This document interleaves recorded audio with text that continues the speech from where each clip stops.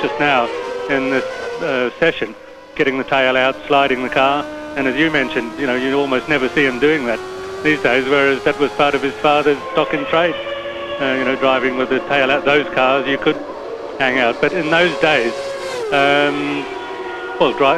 racing wasn't so serious. There wasn't so much money in it. Maybe by comparison, there is. Sterling Moss thought he was extremely well paid, or at least every other driver thought Sterling was well paid, and he might have been on something like £7,000 or £8,000 a year.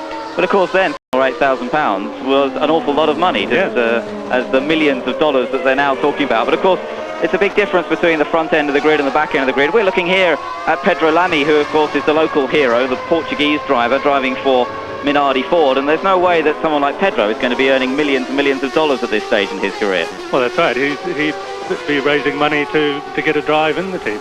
Has that always been the case? I mean, we talk about drivers coming in with money. I mean, Pedro, in fact, is a very, very talented driver. He's come through a German Formula 3 championship win, then winning races in 3000, very much earned his place on merit. But we still see drivers, even though they've performed brilliantly in the lower stages, having to bring money in to get a drive in Formula 1.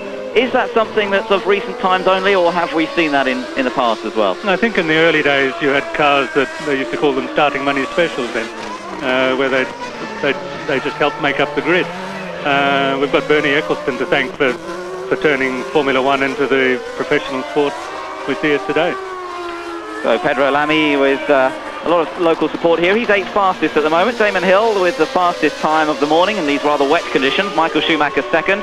Mika Hakkinen is 3rd, then Eddie Irvine in 4th. And remember, he first ran Jackie Stewart, and even before that when he had John Love and Tony Maggs when I first came over in 1961.